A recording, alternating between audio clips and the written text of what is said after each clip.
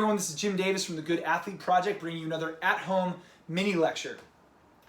Today, I'm going to respond directly to Education Now. If you haven't checked out Education Now, you have to. It is a weekly webinar series produced by the Harvard Graduate School of Education, moderated by friend, mentor, and advisor to the project, Rick Weisbord. And I know Barry Walsh, who's a senior editor at Usable Knowledge, who's been very kind to us in the past. I know she is essential in bringing it to life. There's probably another group of generous folks over there who are bringing this really meaningful resource into the world. Highly recommend you check it out. I'm going to respond directly to the May 13 episode, which was Teaching to Navigate Challenge and Uncertainty. The guests were Dr. Ana Tavares and Dr. Sarah Dryden Peterson. Here are my key takeaways and insights. First of all, this is the first one. Education is going to change. And that may sound strange, but we don't know if we're going back to school in the fall. We don't know if we're going to go back in 6 months, 18 months, 2 years. There's a high degree of uncertainty regarding what school will look like even when we do come back. And that is unsettling for a lot of people, understandably so. I do think though, and I think and this webinar was proof of it, that in this moment of uncertainty, important questions are rising. And one of them is, even if we could go back to business as usual, should we?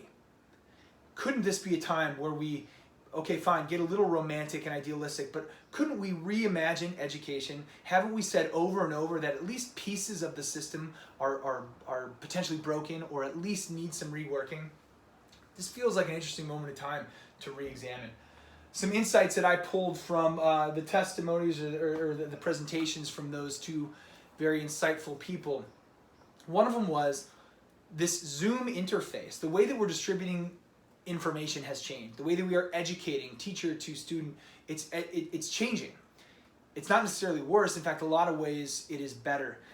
One idea was brought up by Dr. Tavares that perhaps it's a little more intimate than we think. Now, I know that a lot of people are going to pause there. We're not face-to-face with students. Isn't that where a lot of the intimacy arrives, the depth of relationship? But think about this. We oftentimes, through this Zoom distribution process, we have insights into people's living rooms, to their dining rooms. We are talking to a student with their siblings wrestling in the background and dinner on the stove. This is an intimate view into the day-to-day life of young people. There's an opportunity to develop deepening relationships there. As we distribute information outside of a big group Zoom meeting, but as we answer student questions individually, there's also an opportunity to teach without the threat of peer judgment.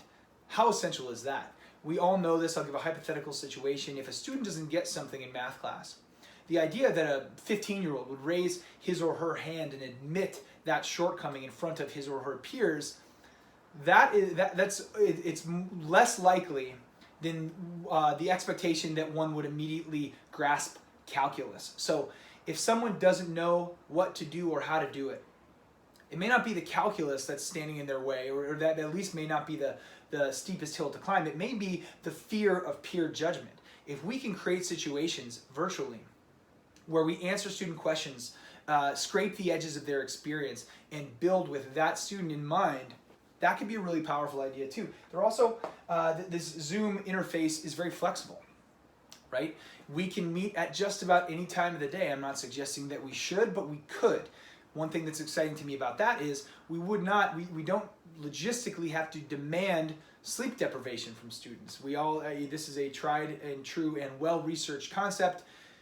The National Sleep Foundation, the CDC, all these governing bodies who are looking at this sort of thing recommend school start times no earlier than 8:30. Well, the average school start time in the United States is 8:03. We are absolutely, at scale, depriving students of sleep.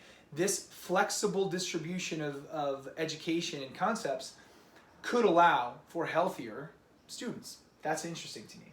Finally, all of that really does lead to individualization. The 2 sigma concept, or the 2 sigma problem, has been around for ages. And for people who aren't familiar with it, essentially, when a curriculum is individualized to meet the individual demands of a student, their outcomes move 2 standard deviations from the previous mean in the positive direction. What does that mean? It just means that if you individualize, student outcomes improve massively. Massively. We have the opportunity to do that here. Okay? Again, I'm not saying this is going to happen.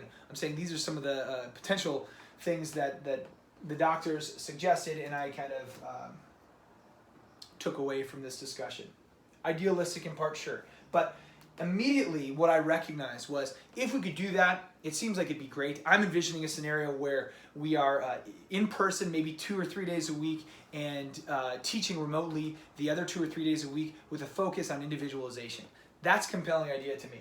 Whatever we ask of people though, it will be a high order performance outcome. And for those who aren't familiar with our work, this is the high order performance framework. High order performance essentially means the best you got, high order cognitive abilities, adaptability, flexibility, emotional regulation, all these really important concepts. The best of you is happening up here. As I move down the framework, the gap capacities, bridging the gap from where you are to where you want to be. A lot of the SEL research fits here. Grit, growth mindset, resilience, empathy, conscientiousness, those are essential capacities. Just below that, LCR, that's language, communication, relationships. And then the bottom rung here, the bottom tier, the bedrock level, we call it eat, move, sleep. And the reason I bring that up is, if we are going to ask this of educators, I think we could be building for improved outcomes. But if we don't, but we're asking more of educators. So if we don't onboard and really sort of double down and fill the gaps that have been existing in education for a long time, romanticizing this idea of burning the candle at both ends, and take care of teacher wellness, then I think this whole model will fail. It will always come back to, and this is a topic that was brought up in the webinar, caring for the caregivers. Okay, if we don't create a culture, a community, and literally give resources and tools to help people eat, move, and sleep well, take care of their physiological self, then we are not going to do our best in this next frontier of education. And just in case that's not compelling as a standalone idea, imagine the inverse. Imagine a teacher who is malnourished, sedentary, and sleep deprived. Do you think that person would be able to be flexible and individualize a curriculum? I think the obvious answer is no. So let's reimagine the future. Let's individualize as much as possible. Let's reimagine education and build for elite outcomes. But let's also revisit bedrock and make sure that teachers and students are taking care of themselves. If you've got any questions, please don't hesitate to reach out. Again, check out the Education Now webinar series. Send any questions our way. We're going to be doing these at-home lectures for the foreseeable future. So if you've got a topic you'd like addressed, let me know.